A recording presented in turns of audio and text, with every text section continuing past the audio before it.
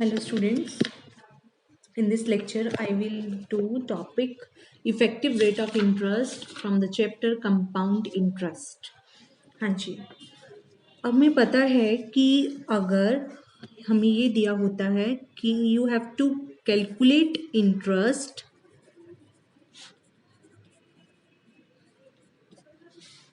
where R is the rate of interest and interest is compounded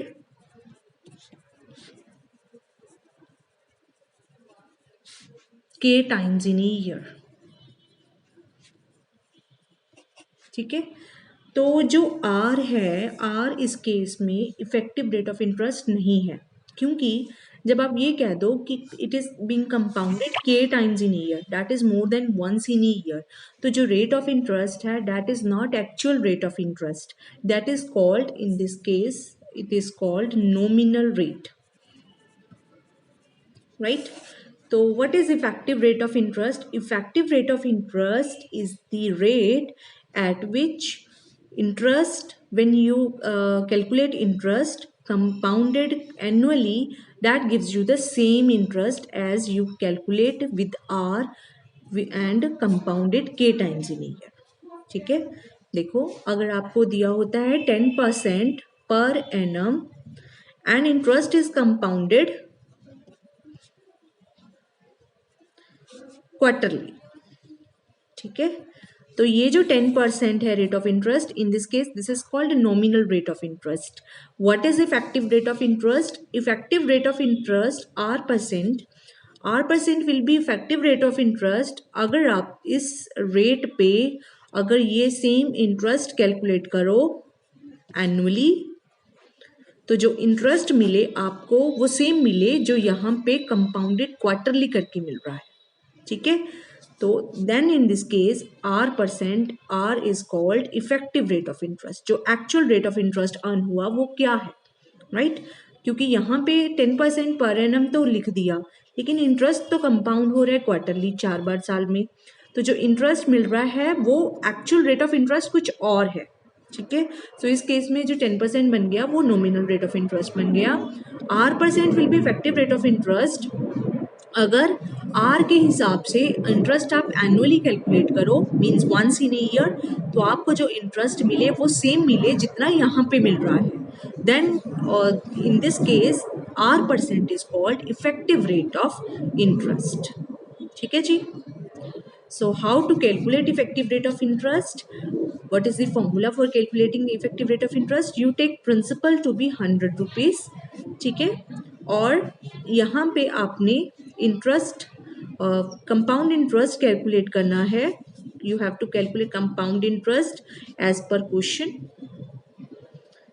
ठीक है, तो 100 के ऊपर जितना कंपाउंड इंटरेस्ट आया that will give you effective rate of interest for that problem, right?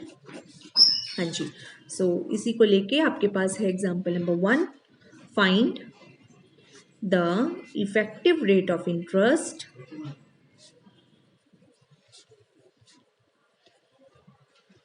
of 10% per annum payable half yearly. Note here one thing, as per definition, अगर ये half yearly ना होता, ये annually होता, then there is no distinction between nominal rate and effective rate. Nominal rate and effective rate will be different only in one case, when interest is compounded more than once in a year, right? Solution. हाँ जी, so you want to find effective rate of interest for 10% payable half yearly. तो मैंने आपको क्या बताया है, you have to take principal 100 rupees, तो इस पे जो कंपाउंड इंटरेस्ट आएगा that will give you effective rate of interest. What is R here? 10%. ठीक है, सो व्हाट 10% हाफ ईयरली क्या हो जाएगा? 5% हाफ ईयरली. ठीक है, so what is amount? P into 1 plus R upon 100 raised to how many times in a year? 2 times in a year. ठीक है, so ये बन जाएगा आपका 100 into 1 plus 5 upon 100 raised to 2. तो यहाँ पे अमाउंट की वैल्यू आपके पास आ जाएगी, इसको कैलकुलेट करके ये आ जाएगा आपका 441/4, ठीक है, that is 10:1/4, sorry, it will B 441/4 rupees, ठीक है. So what is compound interest? A minus B, it is 441/4 minus 100, which is nothing but 41/4 rupees, ठीक है. So what is effective rate of interest? Effective rate of interest will be this one, that is 41/4%, ठीक है. बस आपने ये याद रखना है कि आपने प्रिंसिपल को 100 रखना है और एज पर क्वेश्चन आपने अमाउंट कैलकुलेट करनी है, फिर compound interest, that compound interest on ₹100 will give you effective rate of interest, ठीक है. Next question, example number 2, find the effective rate of interest 6% per annum compounded continuously, ठीक है. सो बस ये यहाँ इस वाले एग्जाम्पल और पिछले एग्जाम्पल में क्या फर्क है? फॉर्मूले का फर्क है, क्योंकि यहाँ पे जो इंटरेस्ट है that is being compounded continuously. So again you will take P to P 100 rupees. What is R? 6% per annum. So what is amount if it is compounded in continuously? P into e raised to R n upon 100. What is this? 100 times e raised to 6 into compounded continuously, ठीक है.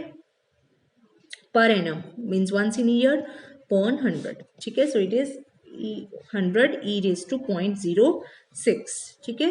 So take log both sides. Log of A will be log of 100 plus 0.06 log of E, ठीक है. तो इसको solve करके आपके पास आ जाएगा 2.0261, ठीक है. So what is A?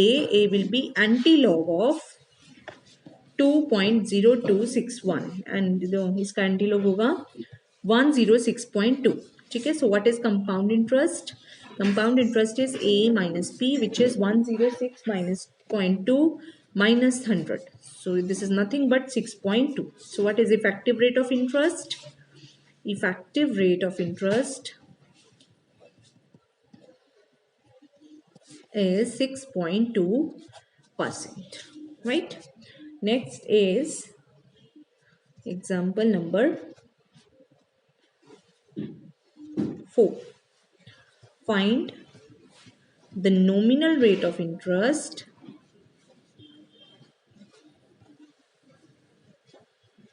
when interest is payable half yearly, which is equivalent to the effective rate of 6.14% per annum. तो this is the reverse question. यहाँ पे आपको nominal rate of interest means जो हमें दी हुई होती है रेट ऑफ इंटरेस्ट वो कैलकुलेट करनी है. What is given? Effective rate of interest is given, ठीक है.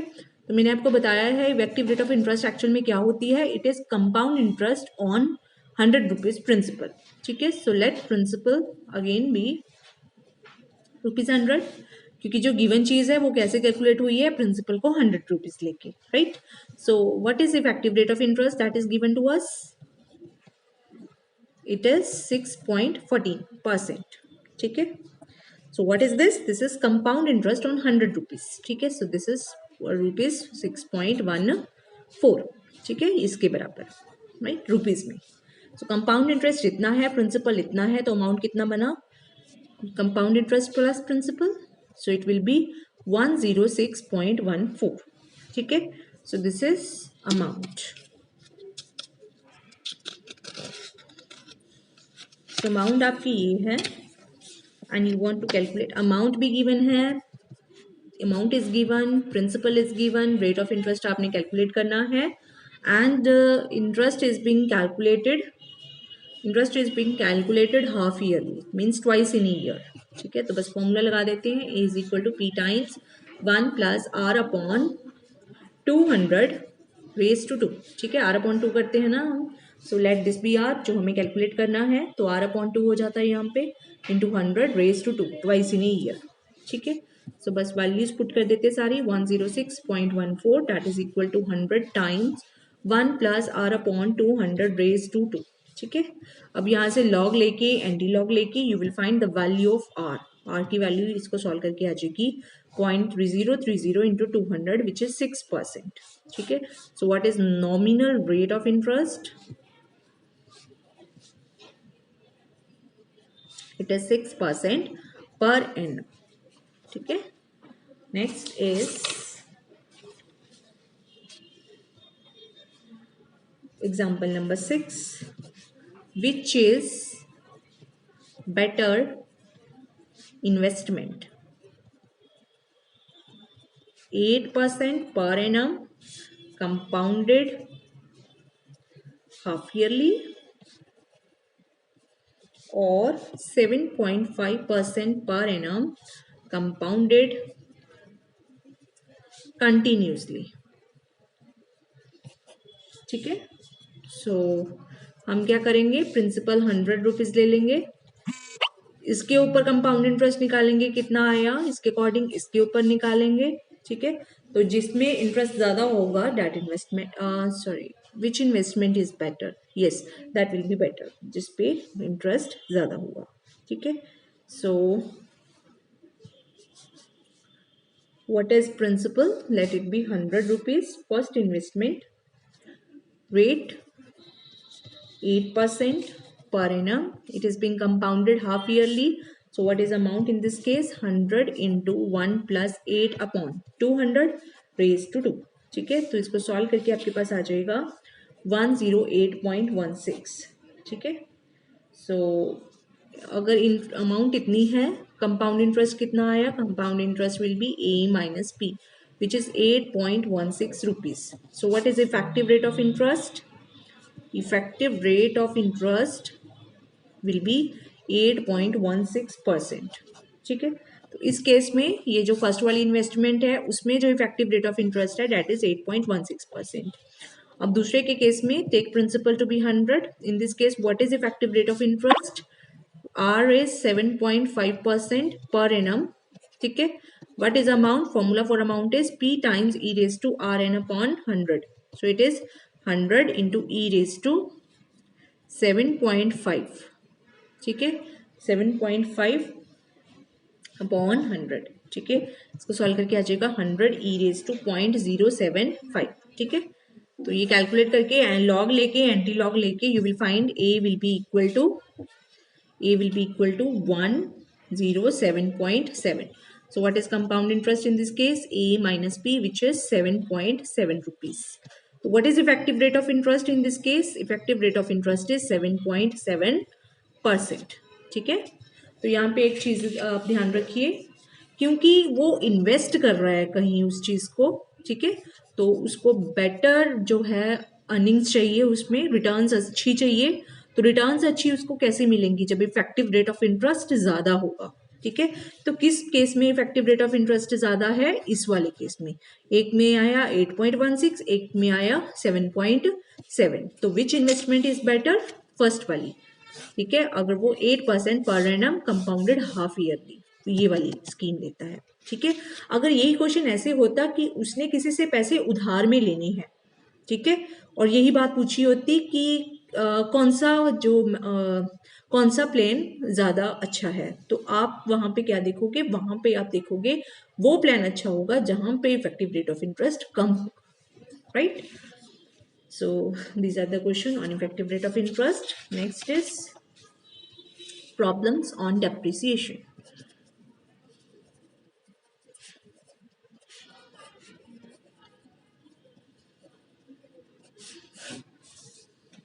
हाँ जी, हाँ, आपको पता है कि कोई भी आर्टिकल हमारे पास पड़ा है, ठीक है, कोई भी चीज़ है हमारे पास, उस वो जितनी पुरानी होती जाती है उतनी ही उसकी कीमत घटती जाती है, उसकी जो मार्केट प्राइस है वो कम होती जाती है। ठीक है, so that is called depreciation in the price of the article. ठीक है, so how it is calculated? It is calculated by the formula A is equal to P times 1 minus R upon 100 raised to T, where what is P? P is present value of the article, जो आज उसकी कीमत है, 1 minus R क्या है? जिस rate पे उसकी अमाउंट घट रही है, उसकी जो कीमत है वो घट रही है जिस रेट ऑफ इंटरेस्ट पे, और T क्या है कि आप जो इसकी वैल्यू है कितने सालों के बाद कैलकुलेट करना चाहते हैं, दैट इज द टाइम. ठीक है, T is time in years, right. So ये क्वेश्चन है example number 7. The value of machinery depreciates by 5% annually if its present value is rupees 2,10,000. Find its value after 4 years. 4 साल बाद इसकी value क्या होगी. ठीक है, so what is principal? 212,000. What is R? 5%. ठीक है, what is T? After 4 years you want to calculate its value. What is the formula? P times 1 minus R upon 100 raise to T. बस ये value सारी आपने इसमें put करनी है.